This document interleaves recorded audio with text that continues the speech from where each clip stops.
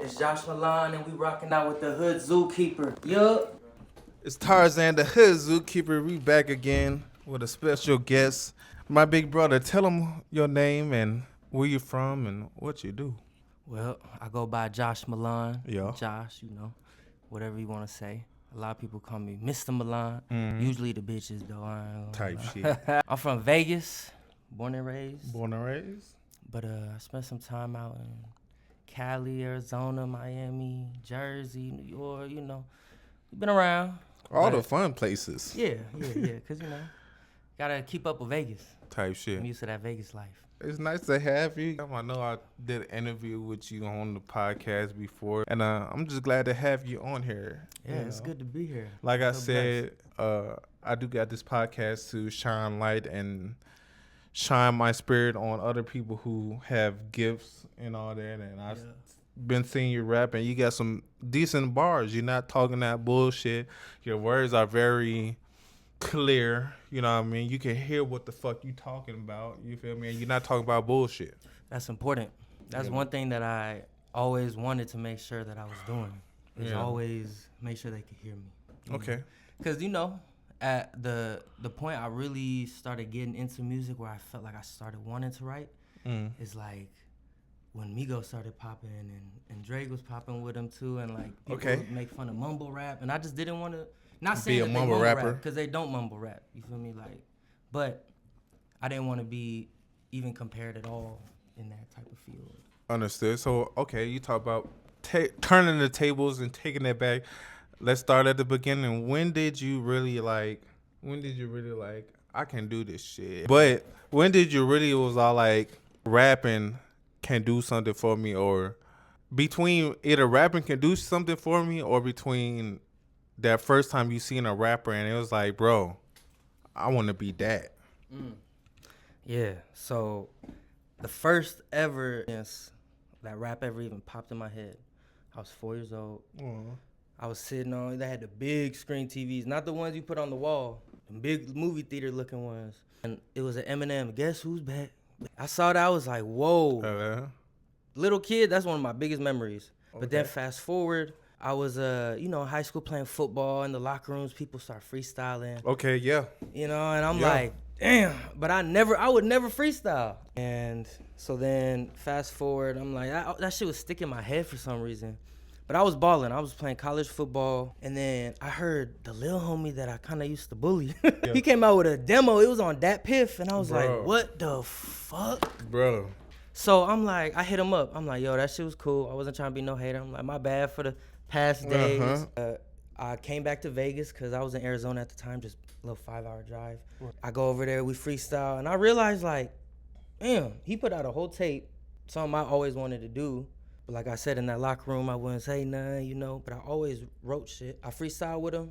Felt like I was like better, low key. Now no hater shit. It be like that. And then he took me to the studio. We did a song, and then we shared it all to the homies because we went to the same high school together. And they was like, yo, you killed that motherfucker. I was just writing shit. I was really writing my real shit. And that's one thing, like I said, real shit we write, no fake shit. Clear, like you said earlier when you introduced me. That's when I kind of figured like, ooh, I could do this. And then got with my baby mama. She told me to put the music to the side. She didn't like the lyrics. Right. And then since 2020, basically, I dropped my first shit.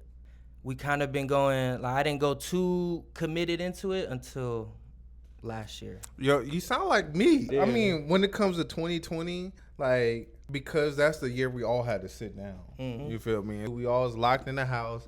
So it's like, why not perfect the craft? And so 2020, I bought all types of studio equipment, microphones, fucking interfaces, and all that good shit. And I locked in, you feel me? And I'm the type of nigga where it's like, I can do shit myself, you feel me? You gotta really make it do what you want it to do. Gotta come with the slaps. You know what I mean? By that being said, what is a pivotal moment that you really felt like this is what you need to do? And I just came to a point, and she did too, where we realized like, yo, I need to do music. So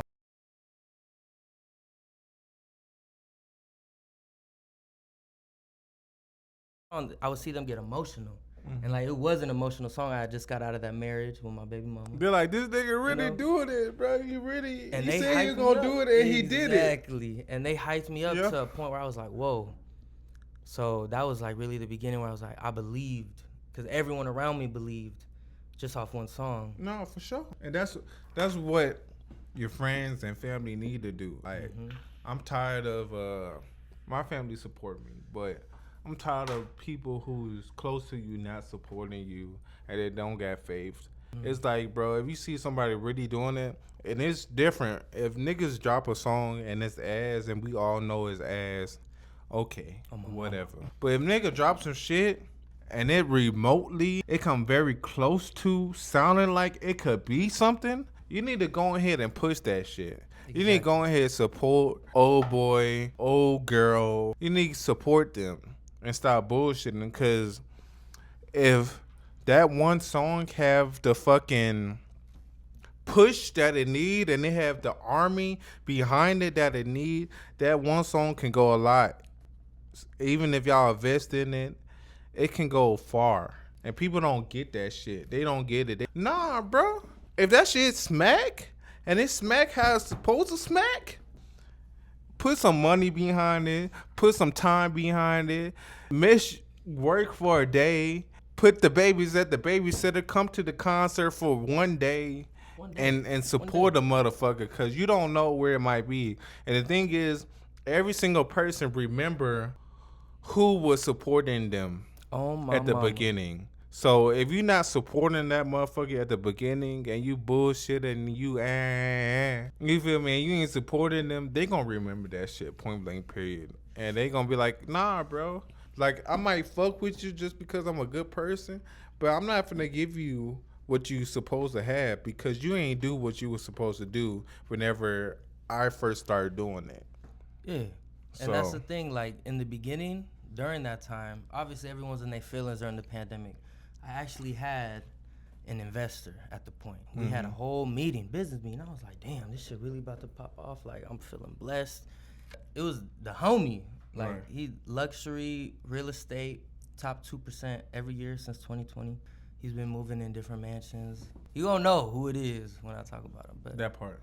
Like, I remember we had a meeting. We were supposed to shoot a video for my first song, Born Different, which is my record label, which is my whole brand, Born Different. And that's where it all started in 2020. That was the only song I put out in 2020. We sat down, we had a meeting. He said he wants to invest in it. He asked me, he's like, do you think this is worth investing in? I'm like, yes. Bro. I recorded the whole shit on my little voice memo, you feel me? It didn't end up happening that way. And so, you know, it's just like that's what he was supposed to do. He was on the right path. And that's what I feel like, if you a real supporter of an artist or your friend or family member, whatever it is, whatever I am to you, I feel like you invest in this, because take the extra mile. I mean, haven't you seen all the examples of people getting successful? And like, do you really want to miss out on the wave, miss out on the bandwagon? Like, come on. People don't truly know who the next whatever. Right. You feel me? But you don't know who the next motherfucking big star at all. Like, you don't know who's the next big music producer. You don't know who the best music recruiter. You don't know who the best singer, the next best rapper. And I feel like that really should tell you a lot. Because it's too many success stories where, oh, I didn't even know I was going to blow up. I didn't even know I was going to be a multi-million-dollar success. Right. I didn't even know that this success was going to come from doing this, from doing that. I just did it. And you don't know. Invest. Because you don't know. You don't fucking know. So you up here talking about, they just doing what everybody else doing. So we making hits. First of all, let me say this. We making hits. You listen to my music. You listen to brother music right here. We making hits. You feel me? At the end of the day, whether you classify them as hits or not, I'm pretty sure if we go to another state, if we go to another region, they listen to my song, they listen to his song, that's a fucking hit. So bop. And you don't want to put money into it. You don't want to put time. You don't want to repost. You don't want to fucking put that shit on your story. That's your fucking loss, because at the end of the day, you don't fucking know who the fuck I'm going to be. We talking the truth right now. 2 days, 2 months, 2 fucking years from now, you don't know who the fuck I'm gonna be. And that's the problem. They don't see the vision.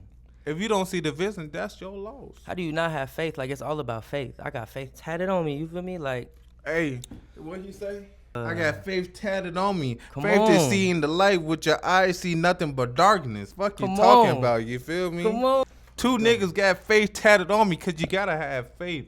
If you don't have nothing, you gotta have faith. And it's not about what religion you put it in. It don't matter what you put it in. You just gotta have it. Gotta have it. It's like a new pair of sneakers. You gotta have it, bitch. Gotta have it. So, but at the end of the day, what I say, I'm gonna wrap this up.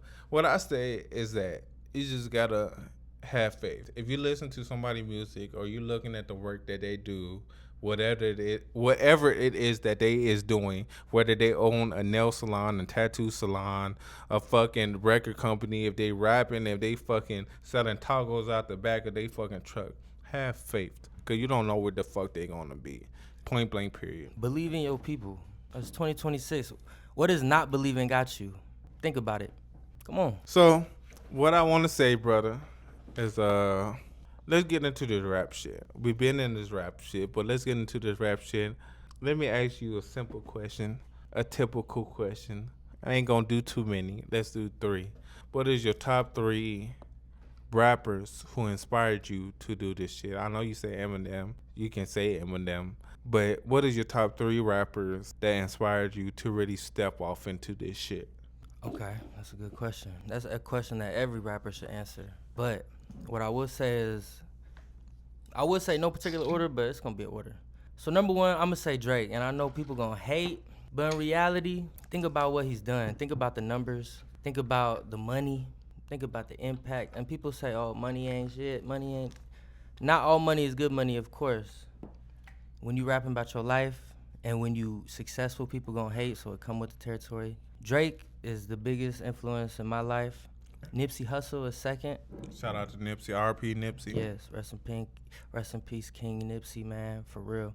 That was the biggest influence in my life, like, past music, like, because his message is motivation. So, like, I'm over here losing weight. That's the first time I ever lost weight. I was in high school, chubby motherfucker.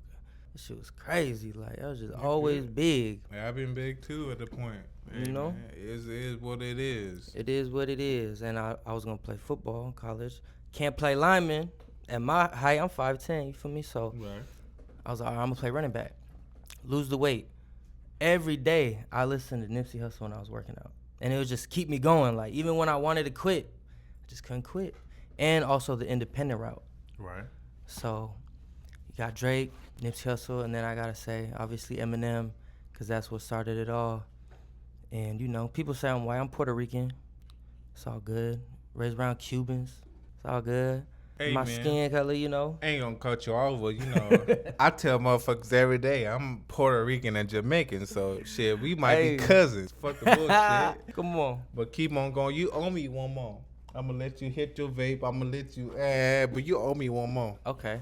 One more. You said Drake. Okay. You said Nipsey. Both beautiful people. I said Eminem. Eminem was like the main thing that started it off. Oh, okay. But so that's 3. But Eminem was like, he's like in his own list because he's like, But he's the the one nigga, who he a started rap it god. off. Yeah, he's a rap god. You feel me? And so, and especially, you know, me being white skinned, Yeah. that is a huge influence, of course. sure. And like, you know, it's just, that's just in a whole different tier. So but I might Drake, be light skinned and it might be controversial, but I definitely grew up listening to Eminem. And then even today, like if I want inspiration and shit, and I want to be witty, because the thing is about 3 things that Eminem have to offer. And the thing is, I always say this. I've been saying this for years. I've been saying it as a person who's mixed skinned and who's mulatto, whatever the fuck you want to call it. I tell motherfuckers all the time, like, Eminem would be the best fucking rapper alive if he wasn't white. Point blank, period. If he was black, he would be eating motherfuckers' ass. There's only 2. it wouldn't even be no controversy. It's only 2 people. It's Lil Wayne and it's Eminem. Eminem would be better than Lil Wayne if he was black. Point blank, fucking period.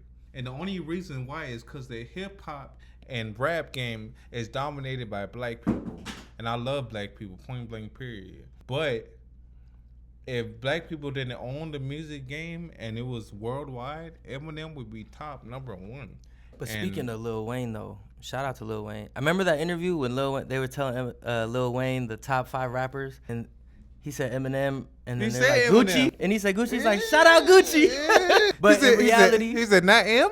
Reality, Gucci. Shout out Gucci. So Eminem the top, right? Okay, we got Drake, we got Nipsey, and then the third spot. Sorry, I gotta go half and half. Is 50 Cent and Lil Wayne. 50 Cent and Lil Wayne? Look, 50 Cent is like, bro, I'm the petty king too. Like, and look at what 50 Cent doing. #1 documentary on Diddy. Did he do it? He did. Yo. It's not my place. So. I ain't never been to nothing, you know? Like, what? Look, drink. Look, okay. But, all right. So, I definitely, this is not my question, but definitely Lil Wayne is number 2, if not number 1, my favorite rapper. Everything I just said about him and but him and Eminem, Lil Wayne at the end of the day is my favorite rapper, point blank, period. I listen to his old shit. I listen to the shit when he was 13. I don't even listen to new Lil Wayne. I listen to Cash Money Lil Wayne. That's where I'm at in my life. Like, as a fucking nigga who's pushing 30, like, I listen to Lil Wayne, Cash Money, nigga. I don't listen to the Lil Wayne that we grew up on. I listen to when that nigga was 14 still. 50 Cent, I grew up off 50 Cent. Man. I had the game. I had G-Unit shoes. The game 50 is hard. Cent. Ooh. 50 Cent is hard. My mom and dad would get so motherfucking mad when I play 50 Cent. Yeah. So, vice versa. You know, I know we two different, you know, like I said, I'm part Puerto Rican, but at the same time, we two different races. My mama is full chocolate. Shout out to the chocolate queens. But my mom actually had the double CD. So she had the Get Rich, Die and Try movie. I had that CD. And in the same movie, it came with the CD. So if you pay like, I think the CD was like $15, but if you pay like an extra $10 or extra $5, you get the movie too. So we had like the $35 movie and CD. So you get the CD on one side, and then on the other side of the little case, you get the movie. And we had both. And so I grew up when I was still young, when I was like 5, 7, 8, 9, I don't know, but I had both of them. You know what I mean? I had both of them. I had both of them, and I was just like, it had the candy shop on that bitch. Yes. And then they had the magic stick. I got the magic stick. If I can fuck once, you know I can fuck twice, because I got the baddest bitch. You know what I mean? That shit. And then it had that iconic many man. Wish death upon me. No, I can't cry no more. Can't look to the sky no more. Wish mercy on many. Cause we really Shout out Pop Smoke too. There's a Pop Smoke poster in here too. Nah, like, real shit, bro. Over there on the other side for real, but Pop Smoke. Hey, he was hard. My little sister. Shout out to my little sister. She loved Pop Smoke on some real shit. Outside of that, 50 Cent one of the ones. Yes. Yeah. It's crazy because my mom, she my biggest believer. Like, to this day, she got me those 50 Cent CDs. She got me them Eminem CDs, the G-Unit CDs. Like, she really, like, pushed the music on me. Yes, and to this day, she believes, like, she'll do whatever it takes to help me succeed, like, in this music shit. And my stepdad, he not the same way. My real dad, he definitely not the same way, because that motherfucker left before I was even born. Right. You know what I'm saying? So it's like, my mom's my biggest believer, and that's crazy. So, like, let's cut back to the Drake ties, you feel me? Shout out to the moms all over the world, the single moms, you know. For sure. And the single dads, because I'm a single dad, and that shit is no joke. Shout out to the real single dads really putting in work for their kids. It be what it is. Unfortunately, it is what it is. You know what I'm talking about? But, you know what I mean? But I pray I don't. But at the same time, like, shout out to the single dads, because as a man, I already know that shit gets deep, and it's deeper than the surface. And a lot of people take it for granted, and they talk the shit that they talk. But at the end of the day, it's not easy doing what the fuck you're doing. I'm not the best dad in the world, but you try. I really think I'm in the top like 1%. I might not be in the top 0.1. You feel me? But I'm up there. My motto in life is as long as you try. You feel me? So you ain't gotta necessarily win at the race. You ain't gotta necessarily become third place. But as long as you get inside the race and you try, that's all that matters.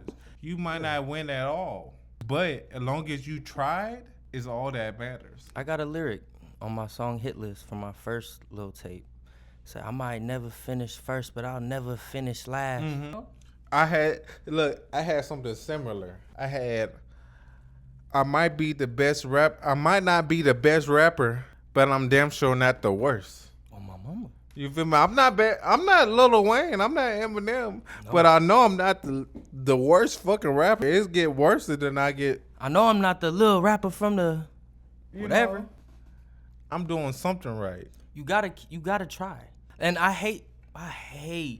I'm sorry. I hate strong word, but like I'm being honest. I'm being vulnerable. I hate motherfuckers that gonna hate on me for trying or hate on the motherfucker for trying.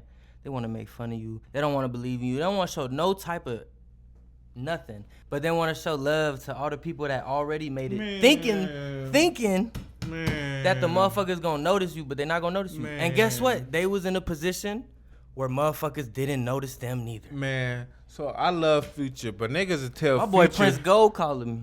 Yeah, but look, what he was saying, niggas will tell Future happy birthday, but when they tell you happy birthday, you know what I'm talking about?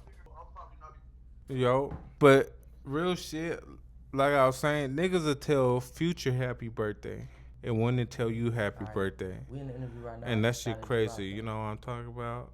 Like, it don't make no motherfucking sense. Like, if you're not supporting your motherfucking homies, and you ain't supporting your motherfucking brodies, you know what I mean? Your fucking cousins, your fucking next door neighbor, your nephew. I can understand the next door neighbor. You a hoe. I ain't never said a word to him in my whole entire life. He be mad. I be blowing smoke outside right out. If you're not supporting the nigga that's next to you, you know what I mean? How the fuck you want somebody to support you? That's my biggest thing. Motherfuckers. So I was talking to my shorty last night, right? I was talking to my little, you feel me? We was laying in bed and we was watching the show, and it doesn't got a good title, but we was watching the show called Evil. And at the end of the day, I came to a revelation. It was a scene that happened in the show. I ain't gonna go into the scene because I can't remember. I'm tipsy. But at the end of the day, it was like, how could you ask God for a blessing, but you don't want to be the blessing? So it's like me asking homie to come onto the podcast, but I'm an asshole. How can I ask someone else, hey, can you be on my podcast? But then I go out into the world and I be a dick and an asshole to everybody else. Like, that shit don't even add up. You up here praying to God, hey God, can I get this? Can I get that? But at the end of the day, you're not going to church. And there's a lot of people who like, oh, whenever God don't answer that one prayer, they're like, oh, God ain't real. God doesn't do this. F God. F this. F that. Bro, you're not a blessing. How you want God to bless you and you not a blessing? You have to bless the homie. You have to bless your homegirl. You have to bless your daughter, your mama, your cousin, your sister. You have to be a blessing. I have to loan him $5 before I want him to give me $10. How am I gonna ask him for $10 if I ain't even gave him $1? You want him to give you money, but you ain't even give him nothing. That's what it's about. You feel me? So there's a lot of that going on into this world, and people are mad. People mad at you. People mad at they mama. People mad at they daddy. People mad at God. And why the fuck are they so mad? You know why? Because they haven't gave nothing to the world. You want the world to give you everything. You like, fuck the world. You like, fuck your mama. You like, fuck Jesus. I don't mean that.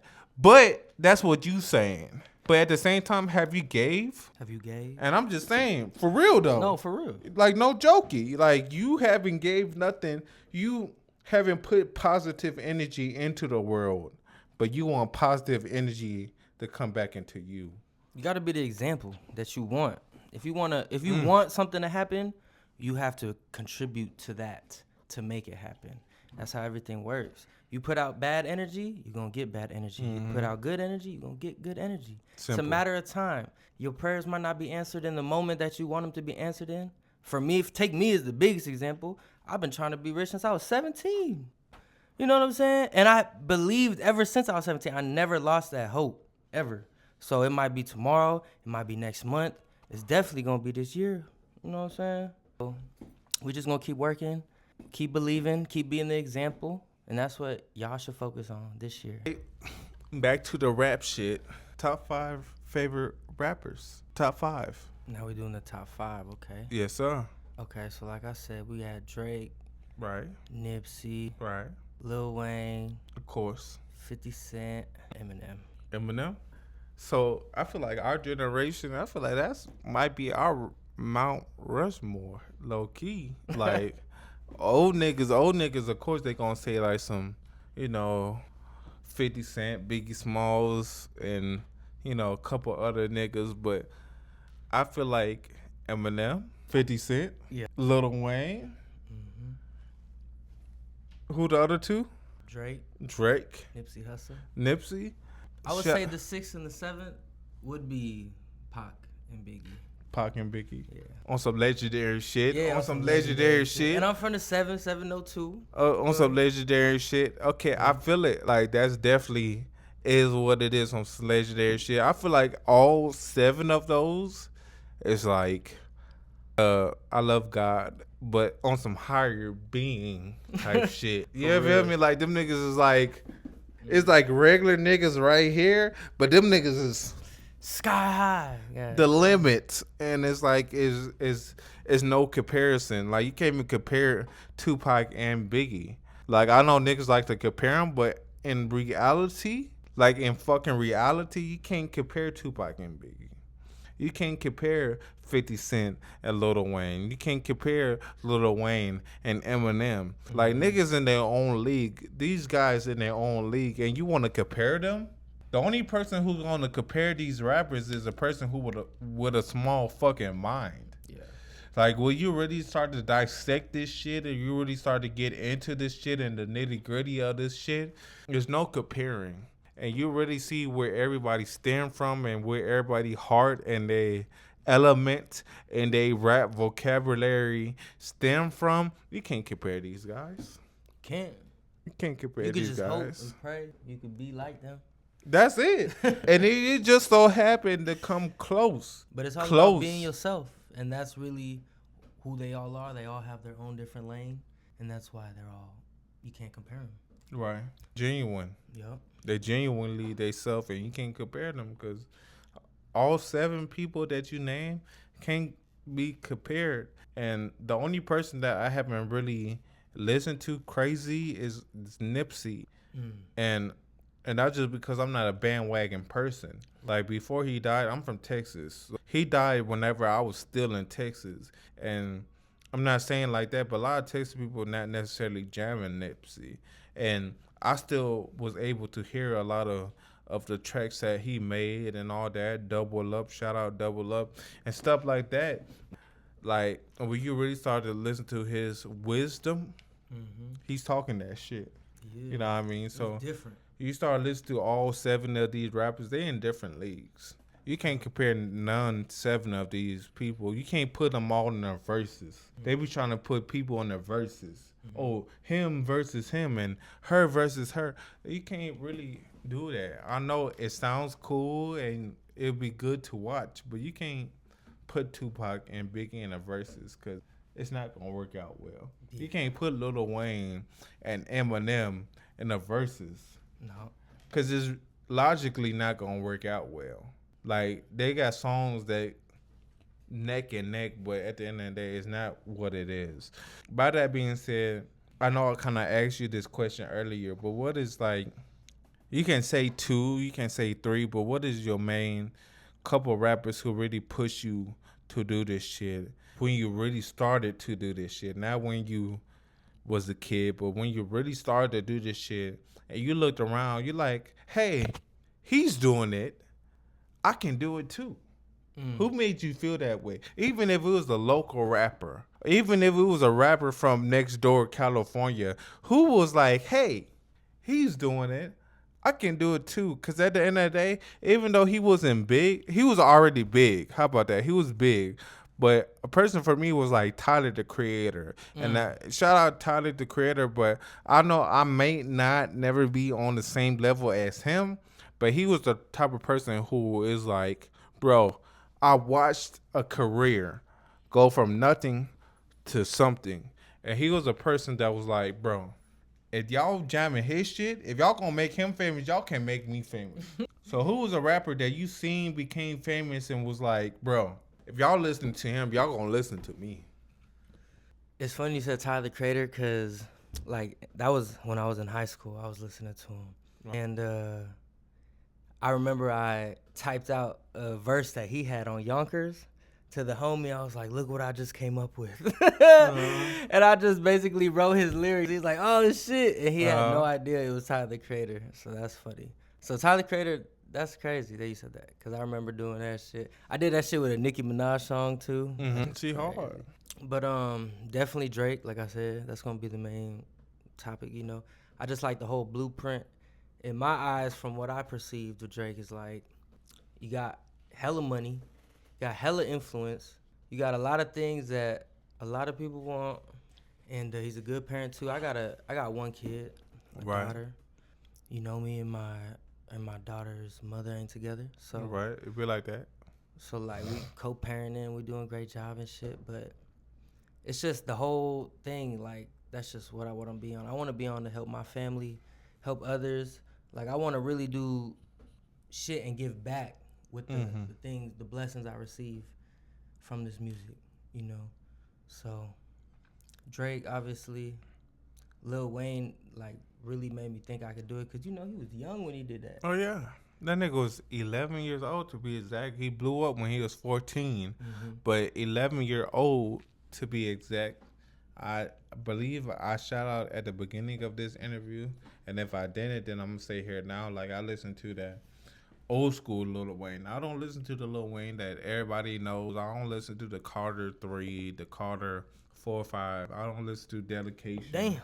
I don't listen to none of that. Like, that is smack. That is the shit. But I listen to that Cash Money. When Birdman was on that hoe, when Lil Turk was on the hoe, when Juvenile, like, people don't even know, like, not to take it away from Lil Wayne, but people don't even know Juvenile was, at a point in time, was better than Lil Wayne, and he was the highest gross artist of Cash Money before Lil Wayne. So that shit, like, I listen to a lot of Juvenile, like, I listen to a lot of 14-year-old, 15-year-old, 11-year-old Lil Wayne. I don't listen to the grown man Lil Wayne. And of course, you know, you should listen to some grown shit, but that little boy Lil Wayne, for some fucking reason, this nigga was on another fucking dimension. He was on another fucking plane when this nigga was 12, 15 years old. I feel like time reversed for Lil Wayne. I feel like the older he got, the more simplified. And the only reason why he simplified is because money reason. He know that everybody was listening to him and that he had to dumb this shit down for motherfuckers like y'all. Outside of that, when he was like 15, 16, 17, 18, this nigga was on a whole nother fucking planet. That's not saying that the shit that he got now is not bangers. Of course he's gonna have bangers until the day he died, but when he was younger, he was definitely spitting that shit. Millionaire dreams. If you wanna feel ambition, if you want that daily motivation, if you want that daily affirmation, listen to Millionaire Dreams by Lil Wayne and Young Money, Birdman. I think it's on the Big Timers album. We got Millionaire Dreams. Millionaire Dreams. Billionaire Dreams, to be honest. You I feel ain't me? gonna lie. Sky's the limit. We not just stopping at 1 million.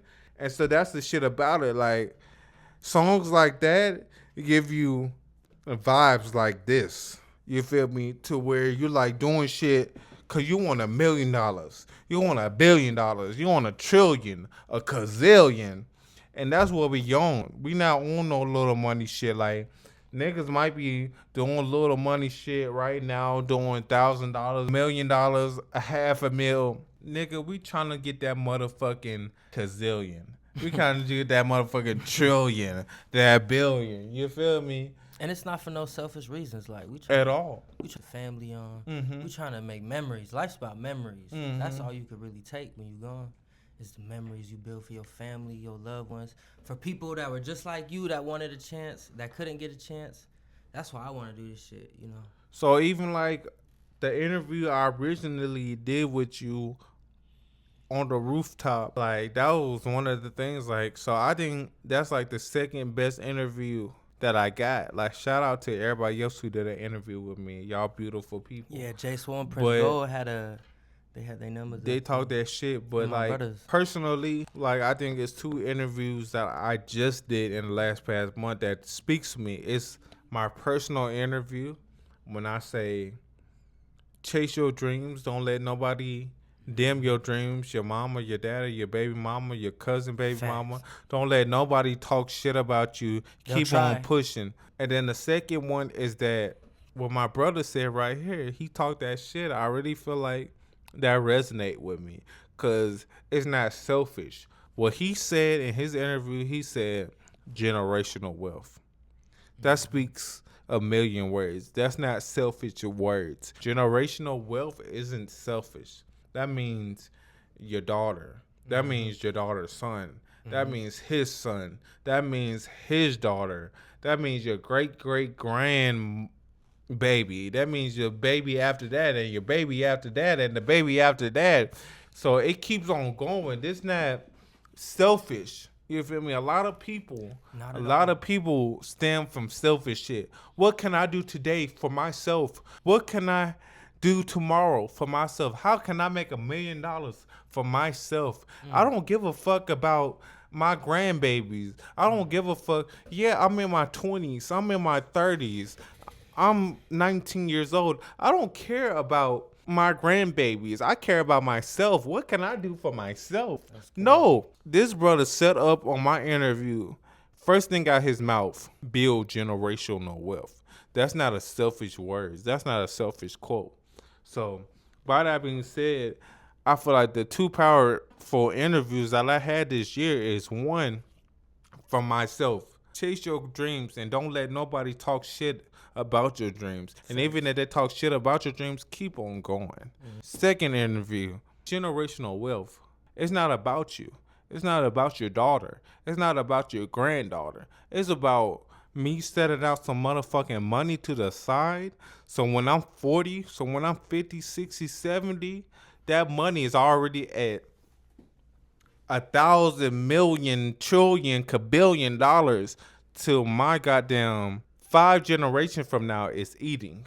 They're all eating. It's not about what we doing right now. I don't care if I only got $2,000 in my pocket right now. Nigga, I want my grandkids to have 10,000. And if my great-great-grandkids get 25,000, and then my great-great-great-great-great-great-great-grandkids get 50 fucking million in their pocket. That's what we doing it for. We not doing it for us. We doing this for the children. Yeah, because what do we need it for? The children. We don't need, like, people get this thing misconfused. Like, a lot of rappers you see, they gonna chase the wrong things. And, like, it's just different. It's different nowadays. I feel like it's kind of hard nowadays. I feel like the whole economy and all types of shit is crazy nowadays. It's hard. So we at the point where, like, I've been through some shit. So, like, I don't want my kids to go through that. I don't want my kids' to go through that. I don't want no one to go through the type of shit that I've been through. And you know what? It's okay. I don't fault my parents. They did the best they could. Facts. You know what I'm saying? But I need to do better. And that's just on my mental. That's on my mind. It's in my heart. That's the whole point of this shit. And I feel like once people understand that, that could sink with a lot of people in their hearts, you know? But a lot of people think we just do it for the flashy and this and the girls. And people get me confused because I talk about girls. But, I mean, I don't do all the craziest shit. And if I do, I put it in the music. Whatever I go through, I put in the music. Like, a lot of it is girls. Straight up, this shit is 50-50. Because, one, we ain't got no choice. This shit is for the time being. So we talk about some shit, we say some shit, yeah, it's for right now. Two, if I can spit some shit right now and it can make millions in the future, that's what it's for. It's for two reasons. Yeah, right now. He ain't lie. Yeah, right now. If I can get some fucking millions, if I can get a couple bitches on my dick, yeah, cool. You feel me? If I can get a couple thousands, a couple dollars from this motherfucking show, yeah, cool. But if I can fucking make that shit into some fucking thousands, some fucking 10,000s, some 500,000, 1,000,000, 2,000,000, 3, 4, 5, 6 for my children, yeah, that's better. That's better. Because at the end of the day, when you got children, and if you want children, and if you got a future and you want to keep on building your legacy, we not just talking bullshit for right now. We talking bullshit forever, bitch. Forever. You know, you see, we ain't talking bullshit right now. We ain't talking that shit yesterday, tomorrow, the next day after that. We talking shit forever. So my kids can talk that bullshit. That's what it's about. So my kids can talk that bullshit. You know what I'm talking about? Talk about the name. You know what I mean? Build the legacy up for your family. You know, if your family tree hasn't been what you wanted, all we wanted was a chance. That's all I wanted. Yeah. That's all I wanted.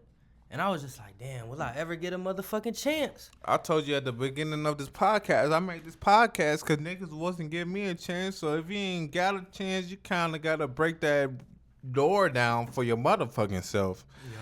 Break that door down to open me my own door. So I can open doors for other motherfuckers. I'm not a selfish motherfucker. I open the door for the next nigga, point blank, period. Yeah, for real. Genuine. This motherfucker genuine. Like, y'all don't even know. So, at the end of the day, that's what it's about. It's about building generational wealth. It's about not being selfish. It's about taking opportunities. It's about giving opportunities. It's hard enough. It's hard enough for you. You want your whole family tree, lineage down the line to go through what you went through? Hell no. Don't you want to build and make them better? And so they don't have to go through that? Because, like, I wouldn't wish this on nobody, what I've been through in my life. Every generation is supposed to get better. Everybody, every race done had their own tribulations. I can only speak about mine. Whenever I was, not me, but whenever my people came over here on boats and ships as slaves, and then my grandfather did what he did, and then my grandmother did what she did, and my grandfather did what he did, and we got us to this point where I am.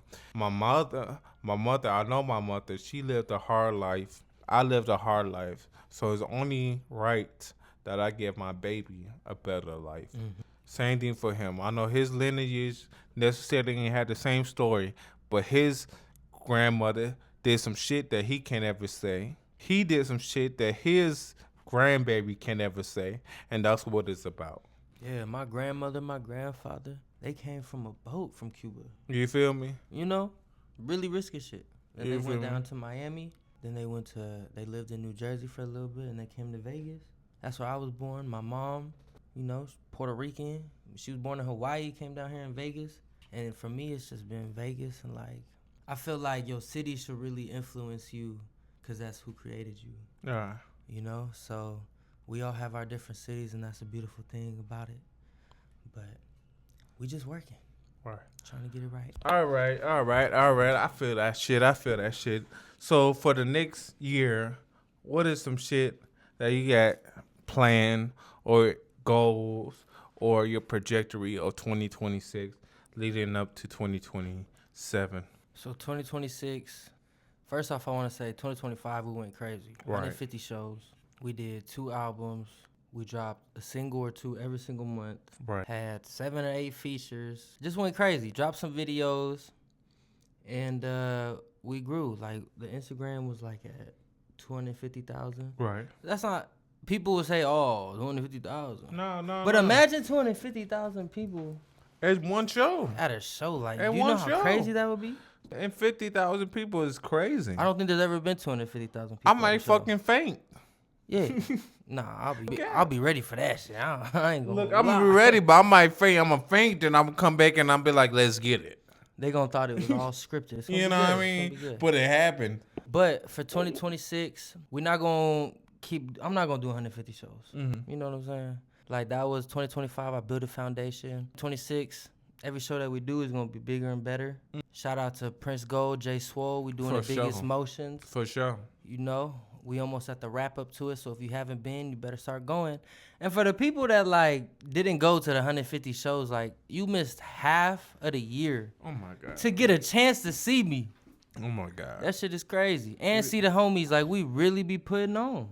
We not even gonna speak upon it, bitch. Wait till Vegas is on, and then wait, just like we talked about earlier.